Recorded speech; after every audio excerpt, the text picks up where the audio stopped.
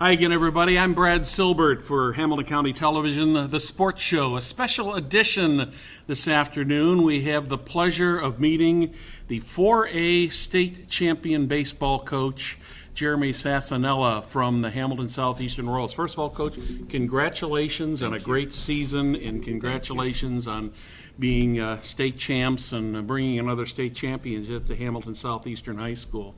As we were talking earlier, a lot of people don't know a whole lot about you. I mean, you know, obviously that's intentional. Obviously that's you're pretty well known now. But how did it all come about that you landed here at Hamilton Southeastern? Tell us a little bit about your background. Well, you know, my path started in the early 2000s, coming out of the Tigers organization. I knew early on that I wanted to coach. One of the challenges that I ran into outside of an assistant role and outside of coaching some travel ball is, especially in Northeast Indiana, it's much more important that you're a teacher to coach. And so really I started my career in 2004 as an assistant at Fort Wayne Northrop.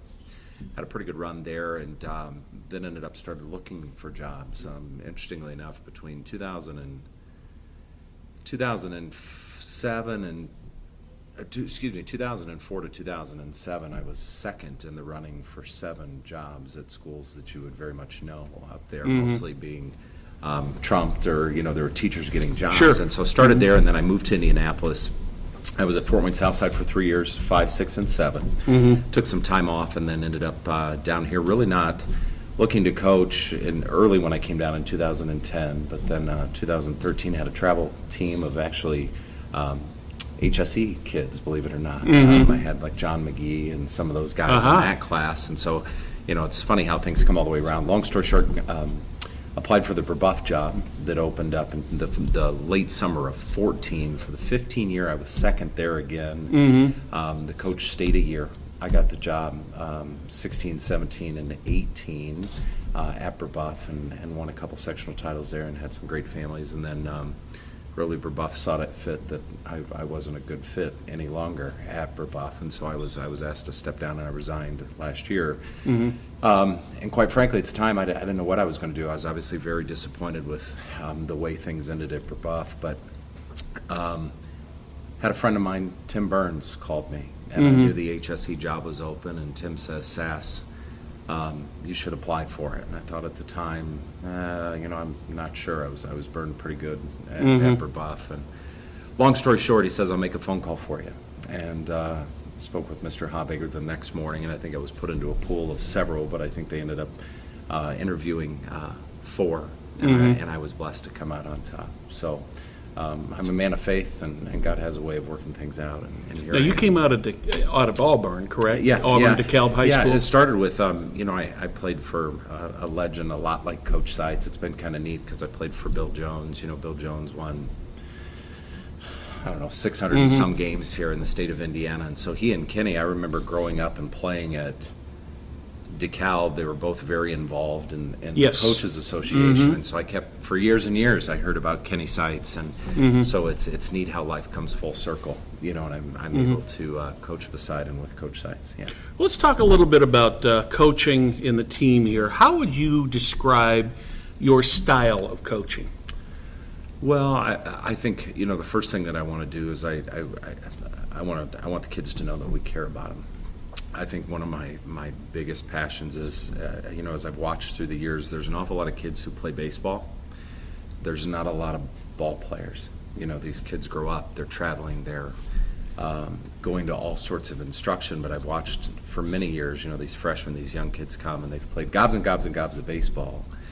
But some of the fundamental things, the way that the game's supposed to be played, and really how they approach it has really been lacking. And so I would say my style is pretty laid back. I'm not a big yeller or a screamer. If you watched me, I'm pretty mellow. I can be direct with the kids, certainly, but I would say it's one that's focused, and I've said this a lot of times, in 150 years, the things that win baseball games have not changed. If you walk leadoff men, if we boot balls, if we don't run the bases well, if we don't have a great 2-strike approach, if we don't hit a cutoff man, I don't. 25 years ago, those things still lost ball games, and today those things still lose ball games. And so I would say it's not just being focused on the fundamentals, but try to structure everything that we are how we go about our work, how we practice, and then ultimately how things translate onto the ball game. We focus a lot on the power of one run, and an interesting stat that I may be stealing your thunder a little bit. We were 9-1 in one-run ball games Yes, this year. you had a That's lot one of the close things games. That as a coach, the little things that you have to do to be able to do that. So, my style is pretty relaxed. It's pretty focused on the fundamentals, and we try to have fun with the kids too. Let's talk a little bit about what it took to put this team together. And obviously, even if you had been a veteran coach who'd been there several years, most every year you do have coaching changes in that.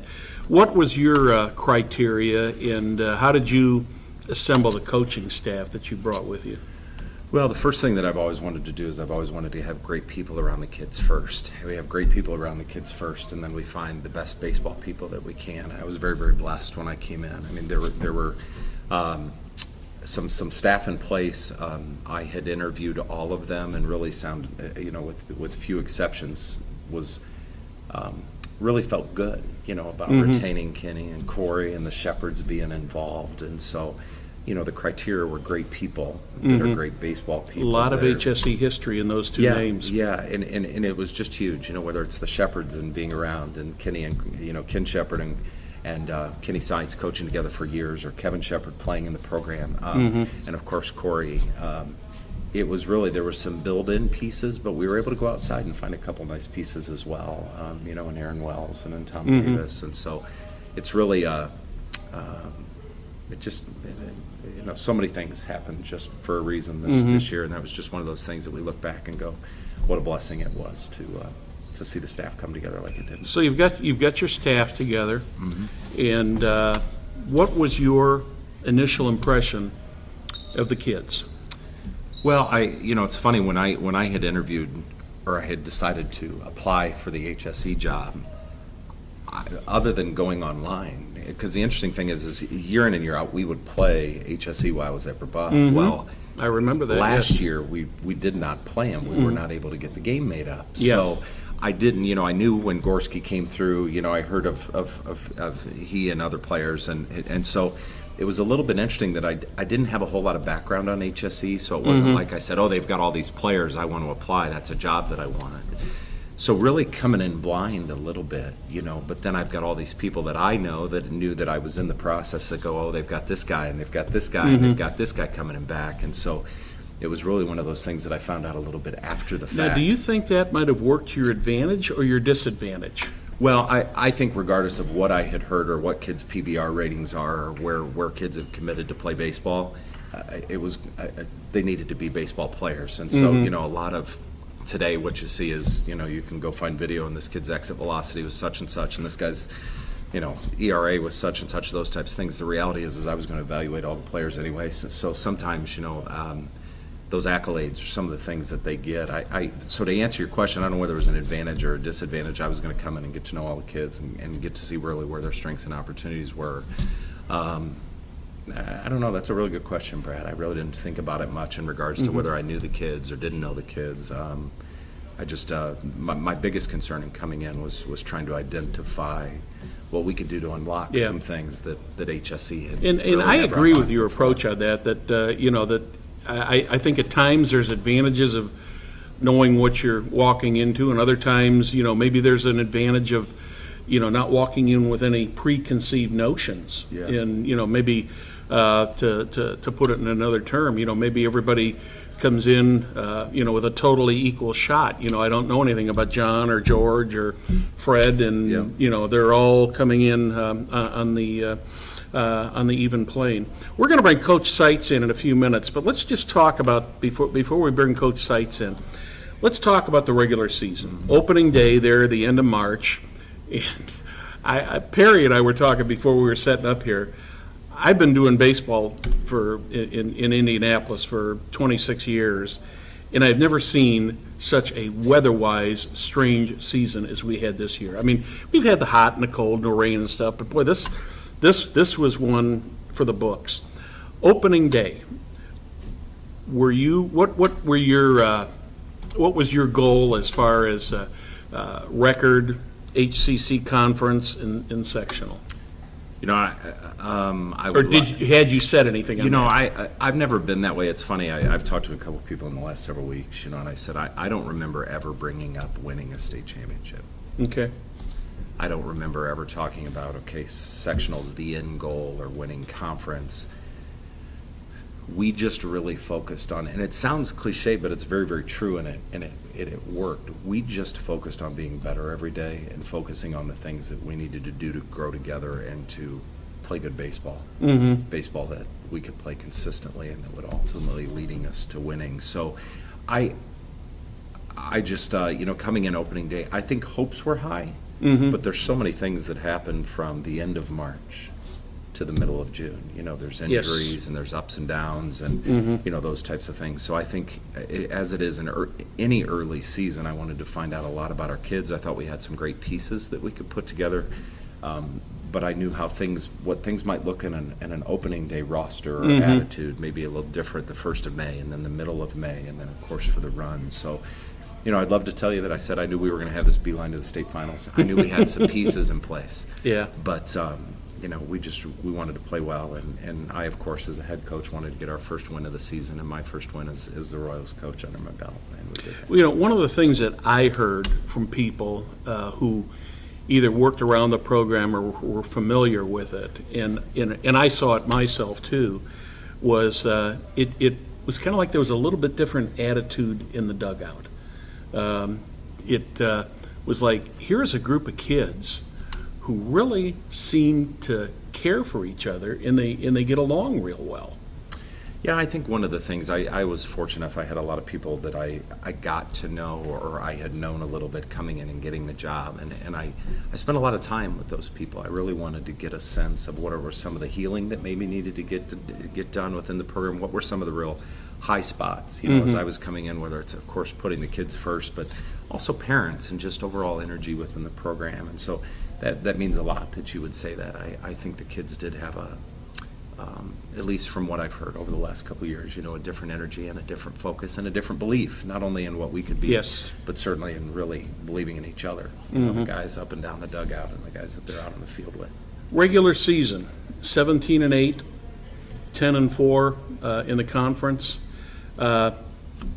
Any big surprises during your regular season? Or, I mean, what may have happened that you thought, gee, I never expected that? Well, I think knowing coming to the HCC, and when I was at Brebeuf, you know, we played several HCC teams, so I knew how quality the competition was. But I knew it would be a grind day in and day out, but knowing it's a grind day in, day out, and then living it day in and day out, I think the biggest thing is every game. I mean, there wasn't a single game that we just walked in and we could just score a bunch of runs and beat. So I think that was probably, from a team perspective, from a culture perspective, for me coming in as coach, is just the true quality of baseball that's in the HCC. And even our non-conference opponents, everybody's coming at you, and there are just no days off. Yeah. You know, you take days off and you end up losing ball games. And so that was probably my biggest surprise coming to HSE. Again, having an idea of what it is and then living it are two different things. So certainly got acclimated a little bit this year. Yeah, I was, as I was looking at the schedule for the season, started out with 4 wins, then lost 3 in a row, then won 4 in a row, lost 1, won another 4, lost another 4, and then, of course, ending the season on an 11-game streak. That's pretty incredible.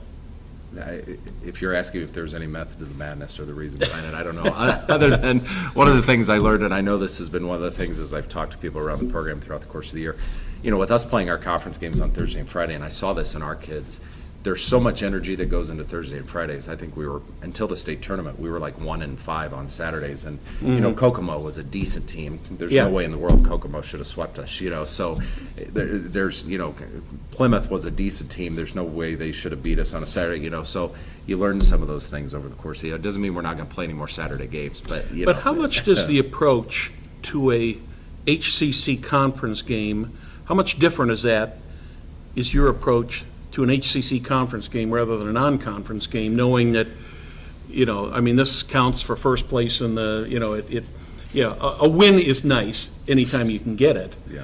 But I think, a lot of people look at it and say, well, let's win those conference games. And if we can win the other ones, great, From this coach's point of view, we want to win every game, and that's part of kind of really, quite frankly, my mission as I look towards next year. What can we do to have these kids be prepared for Saturdays as well? And so, other than who's on the bump a little bit, I suppose if we had to choose if we win conference games or win non-conference games, if we had to choose between the two, it's obviously winning conference games, but we really want to win them all, and competing and we fell short on some Saturdays, but there's really no difference in approach. Now, the kids may see it a little bit differently, but we're trying to do everything we can we're playing ball today. The goal is to play hard and play well and win. We're going to take a little break here, and we're going to bring Coach Ken Seitz in here in a moment, and we'll talk a little bit more about the HCC. So we'll be back after this from Logan Street Signs and Banners. Welcome back to a special edition of the Hamilton County Television Sports Show. We're celebrating the state championship of the Hamilton Southeastern Royals, all brought to you by Logan Street Signs and Banners. We're joined in the middle here by the man who had the trophy first, and rightfully so, Ken Seitz. Ken has been involved with Hamilton Southeastern for many, many years. You and I go back to the late 80s and things that we did in that. But before we get talking about the postseason, Kenny, we were just talking a little bit about the HCC, and you were involved in getting that thing going initially. If you could talk about that. Yes, that was. It's when we broke off and done the conference, and schools joined in 2001. We had a makeup of 8 teams, and it still exists today. And we've shuffled a couple in, we shuffled a couple out, and now we're back to 8 teams again with Franklin Central coming this year. So I'm still involved with that. Yes. Now, between you and Coach Sass, what's your opinion as far as the strength of the HCC and the overall HCC program? I just think it's competition. Schools all the same size, large schools where you have multi-athletes. You have excellent coaching, I think. I just think you put all those things together in there, and you have a great recipe for success. I saw a thing printed earlier last week or sometime earlier this month, and I cannot remember the exact number, but I believe since the HCC came into existence, there have been somewhere 10, 11, 12 teams baseball teams that have made it to the state championship game, and I can't remember what the exact number is. Brad, I think it was 9 in the last 19 years. And Yeah. I think like 6 or 7 different teams from the HCC had gone in the last 19 years to the state finals. Of course, the early years all went to Brownsburg and Lance Lynn, Drew Storen, and all of those guys. Well, let's talk a little bit about the postseason here. We get through the regular season. We go through the regular season. We finish the HCC at 10-4, and we've got just one more winning streak to go to get to the to get to the Big Kahuna. A lot of people I talk to predict that whoever comes out of the sectional in Hamilton County, regardless of where it's at, if it's at Carmel, Noblesville, wherever, that is a team to reckon with. What's what you're feeling from both of you guys? Well, I think the Penns and the McCutcheons and the Andrayans of the world, would have something to say about that. I think there's a huge advantage, I think, from a coaching perspective. Might that be some reality? I mean, if you take a look at the numbers that you just talked about, a lot of times if you look at the numbers, you get through our sectional, you're in really good shape. But, year in and year out, going through the regional and going through the semi-state, there's some very quality teams as well. But I think psychologically, I think that's one of the things that we battled a little bit. I came back off winning the sectional, and there is a sense of, I suppose, a little bit of relief that, we got through that buzzsaw. And maybe the tendency is, I think, of the kids and maybe even some coaching staffs, although we certainly tried not to think, oh my gosh, we've got this straight shot now to the state finals. But I think there is the potential that you could set and go, man, we won this sectional. There are no teams in the North as good as those that we played in the sectional, and that may be the truth some years, but I think being careful how we approach that as a staff and how we would, let the kids approach the rest of the path from the sectional. I think it's a great start, and it's a big step, but we always know that there's some really quality competitions that's just north of us that we would have to run through as well. Yeah, I agree 100%. I mean, year in, year out, you're going to face 4 or 5 schools who are typically ranked in the top 10 or have been in the top 10 during the year. And once again, it goes back to the great athletes, the great coaches, the great programs, and all the stuff they do to make them that good. And if you can get out of there, just like Coach Sassanella said, it's just it's a huge emotional game to go through there and play and win 2 or 3 games in that sectional to win. And once you're out of there, it's almost like a letdown. You got to avoid a letdown. And I know we talked about that, and it's something I think we did a pretty good job, making that thing go. First couple games of the sectional, North Central, not really what I would call a big challenge, but still not a bad ball team. Yeah, I think one of the highlights, when you take a look at that, we were 0-0 in the 5th. And I'm sitting there, they're playing with us, and their kids pitching pretty well, and I'm sitting here going, at least record-wise, probably the team in the sectional with the least strength. We're on the verge of getting beat, and doggone it, Anthony Eggers in the 5th inning against everything that I believe is a baseball coach with 2 outs, and we're bunting.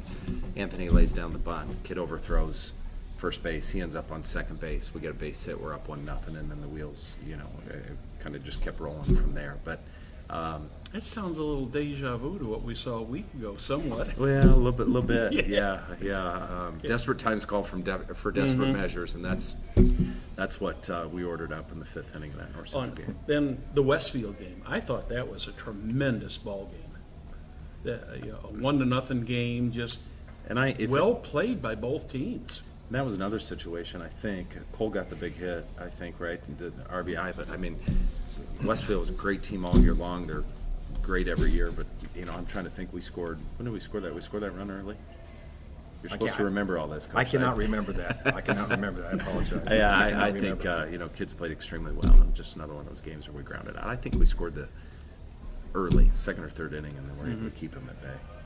Of course, then the Carmel game was another big win at 7-1. Anytime that's a big rivalry game. Anytime you play Carmel, but of course that had to be spread out over a couple days. And yeah, that was really a challenge for us. We thought, because there was a little bit of time after the Carmel game where we were sitting there and thinking, okay, are they going to delay us and we're going to come back that night or come back the next night? But yeah, we had some great conversations as a staff of how do we approach this, and how do you help kids win a big game in 2 days. And thankfully the kids handled that whole situation well. We came back and won it on Tuesday. I remember the days before we had class baseball, Yeah. when the baseball sectional was out at Sheridan.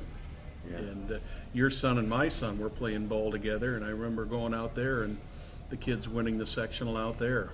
And a lot different from what it was today. Exactly. Yeah. Regional. Loeb Stadium, one of the historic places to play. Neat environment. And a 14-0 win against your former team. Yeah, it was not only a former team, but my best friend in the whole world is their head coach. So I think as we came into that was exciting for us. But I think as we came into the regional, that was a time that we did not feel like we would see some of the same arms that we had seen along the journey in the regional. So I was really proud of the kids' approach and what we really needed to be offensively, because all of a sudden you go from seeing mid-80s all the time, and then you've got guys that are 74, 75 miles an hour. We went in, not only pitched well, but played good defense. But, that was a day that the offense showed up and did what they needed to, and really had executed on a lot of things we had been working on the week leading up to that. Yeah. Another Northern Indiana team that you're probably familiar with, the Carroll program, that same evening, a 6-1 victory to win the regional.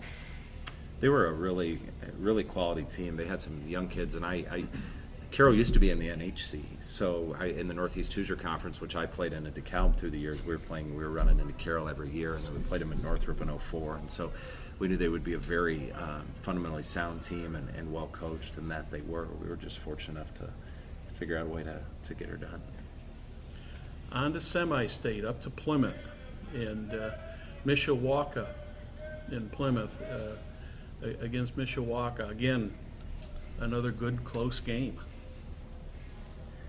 They were very much like us, and we had read about them, we hadn't seen them, we'd seen them on video or through YouTube and whatever, and bunch of big, strong athletes who was used to winning through their football program. Several of those kids played football, and they're going to come at you hard and hard and hard. And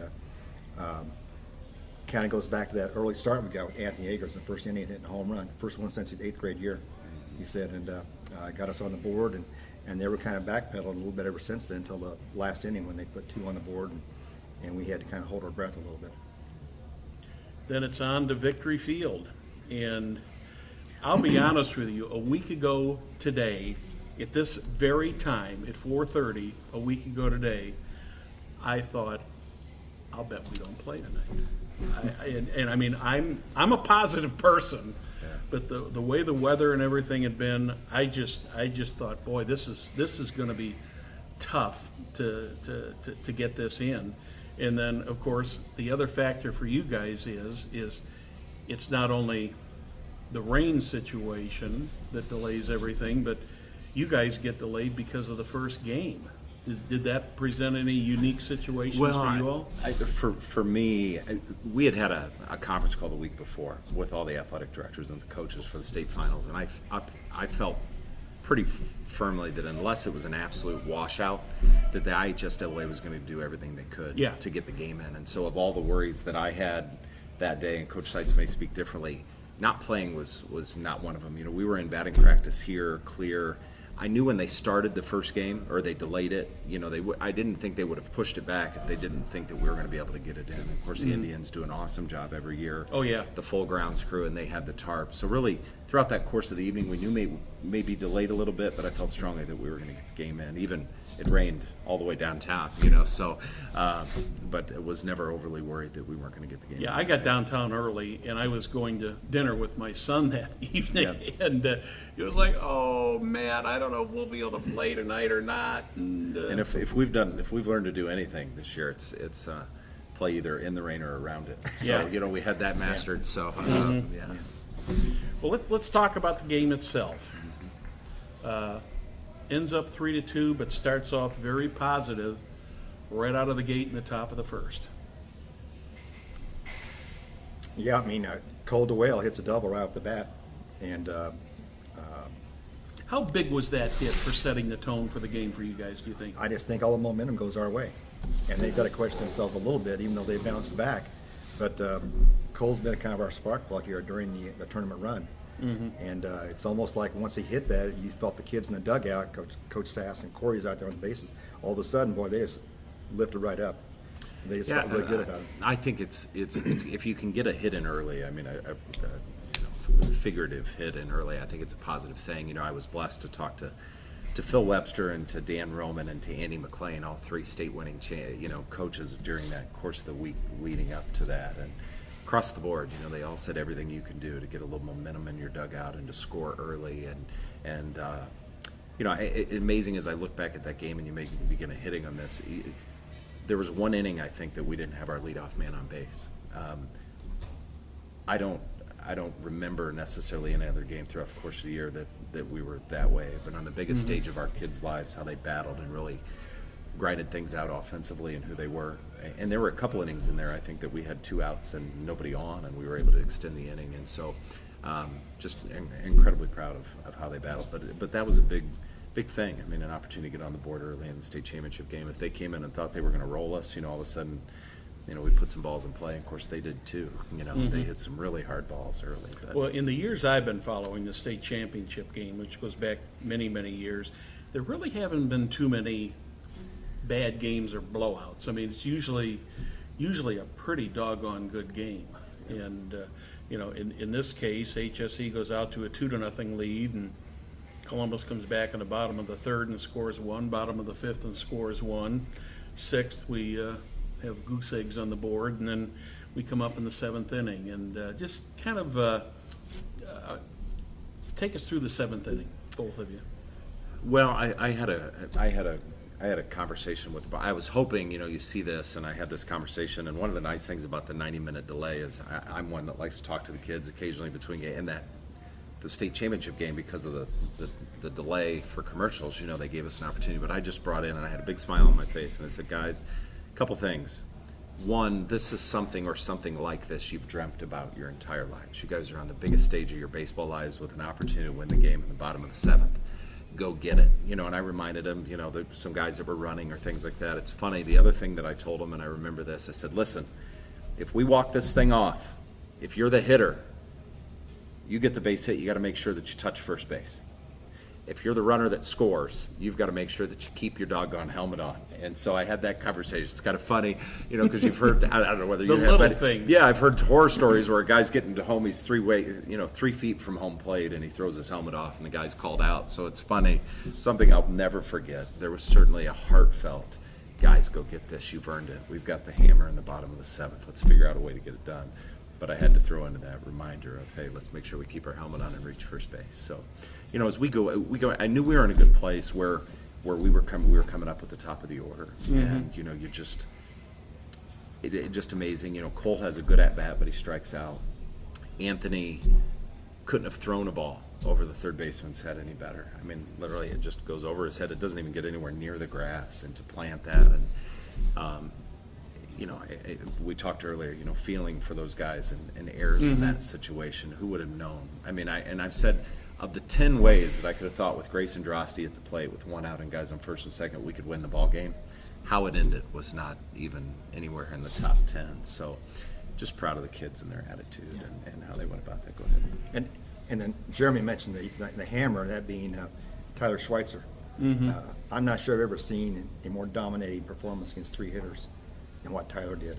Yes. You know, Columbus is number 1, 2, and 3 kid coming up. They're hitting the high 3s, the 4s, and he strikes out the side. Doesn't get any better. It was an amazing performance. And it was not. They weren't battling strikeouts. I mean, what he did in that few innings that he threw against kids that could really, really hit, and how silly at times, with all due respect to Columbus East, how silly they looked at times. You know, with his stuff being as good as it was that night. It was really, really impressive. Yeah. Well, you guys really had what you and I have talked about before. You really had a 1-2 punch in Dillon and Schweitzer as far as pitchers this year. Yeah, we did, you know, and it's exciting. We've got some good young guys coming up, and Graverson and Lohman too. But I think the thing that I'm most proud about is you take a look at the state. There's a lot of people with really great arms. Mm-hmm. You know, you can go, this guy's 90, and this guy's 91, and this guy's 89, and this guy has a filthy slider. But I think the biggest thing that I'm proud about, a couple things with our pitching staff. These guys became pitchers. You know, in the state championship, Michael Dillon, I think, had walked 14 people all year long leading up to the state championship game. Those little things that we talked about that matter and win ball games, I'm most proud of not how hard our kids throw or how good Tyler's fastball is and how much it moves or the changeup or what Michael Dillon's slider's doing. I'm most proud of, I think, those kids choosing to buy in, the support they got, and just going out and performing and being pitchers several times on the biggest stage of their lives. And that's the thing when you take a look. It's not just we had guys, you know, Michael and Tyler are really, really good, but they're not 90 to 93 miles an hour. You know, so we didn't have that luxury. So I think what they chose to do, what they were able to do in regards to being pitchers and getting ahead and getting people out and pitching out of jams, all those things, that's probably what I'm most excited about that Tyler and From my Michael viewpoint, did. Kenny, and I think I think you might agree with this. I thought that both Tyler and Michael, while as you say they weren't flamethrowers, they knew how to get the ball over the corner of the plate. They hit the zones.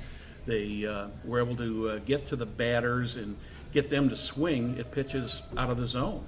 Yeah. Well, and they're also, I think, they kind of have a hidden quality you can't teach or coach. And I think they're competitors. Mm-hmm. They just competed. I mean, Michael didn't have his best stuff on that Monday evening. Yes. And he had guys in scoring position or on base a lot, and he was able to work out of that, along with his defense behind him. But and that's just a competition. He wasn't going to let them beat him. Yeah. Final out. What's the first thought going through your head as that third out goes up there and you've got that state championship under your belt? It was just a blank. It was a thought, just a fog. Obviously I don't remember. What I thought. Yeah. What about you, Coach? I've shared this with a lot of people. When I watched it all happen, here's something that's interesting if you go back and you really break down the tape. A couple things. When I saw the direct line to the second baseman, the shortstop, when he fielded the ball, didn't use his glove in his hand. He had all day. He barehanded the ball. So on the flip, he was really, really close. And so I'm watching all of this happen. And immediately when Grayson hit that ball, I'm thinking this is a double play ball. And I'm immediately going, okay, we're going to the top of the eighth. What's going on? The ball goes to first. And what I saw, and I'll never, ever forget this, is I saw in my mind's eye, it pulled him off first base. But I thought he caught it. So I don't know whether it was just in the moment or there was a lot of just activity over there, the umpire, the first baseman, the runner. I remember seeing it and going, oh, good, it pulled him, but I thought he caught it because when he stretched, he fell off the base. He delayed a little bit in his movement to first. So I'm watching this and I'm like, okay, he's off the base, we're still dancing. And you got runners on first and third with another batter coming in. The crowd goes nuts behind me. And I'm like, what are they going nuts about? Well, simultaneously, I see the first baseman head into the wall, and I immediately go, oh my gosh, we're going to win this thing. And so it all happened in freeze frames and, a little bit like Kenny, like, did this just happen? But it was truly a magical I did not magical realize either that it had gotten by him until he turned and started chasing it down. And then I focus over on third base, and we're coming down we're coming down third base with the winning run. It's like, oh my. This is there must have been just angle enough that I didn't see it. When you watch it on video from behind the plate, it's pretty clear it goes off his glove, but I just didn't see it. And so, I've always thought, when you think about a walk off, and I don't know how you are, Coach Seitz, but I was thinking Grayson's going to hit a ball to right center field, and we're going to watch him score from home, or that he's going to put the ball in play, something's going to happen there. But we'll take it regardless of the way that it happened, and just so incredibly proud. Well, the one thing that my son and I were talking about before the game is he said to me, he said, well, who's going to win this game tonight, Dad? And I said, this is going to be a close game, and the team that can execute the plays will win in that 3 errors on the side of Columbus East. That definitely was the story there. Well, and I think, too, you're very true, but I think one of the probably least stated parts of our run and winning 11 ball games the way that we did to finish the season was how good our defense is. Yes. Oftentimes when you have really good pitching, your defense kind of looks better. But when you take a look at some of the plays that we made, I think that I can remember we had one error that I can remember in the state tournament. And that's just, I think it's one of the understated pieces. But, especially Columbus East, as many balls as they put in play and as hard as they were hitting the ball, us to be able to continue to compete and to compete at a high level and do the things we needed to do defensively. Well, I think that just takes such a burden off the pitcher. It does. Knowing that he's got the good defense out there in that. Yeah. Well, 2019 was a fantastic season. Congratulations to both of you guys. Jeremy, first time out as a Royal, you get it. Kenny, took a little while longer for you, but we couldn't be happier for both of you guys. And we thank you for joining us today. Thank you for joining us on this special edition of the Hamilton County Television Sports Show, brought to you by Logan Street Signs and Banners. On behalf of Coach Jeremy Sassanella and Coach Ken Seitz, I'm Brad Silbert. Have a great day.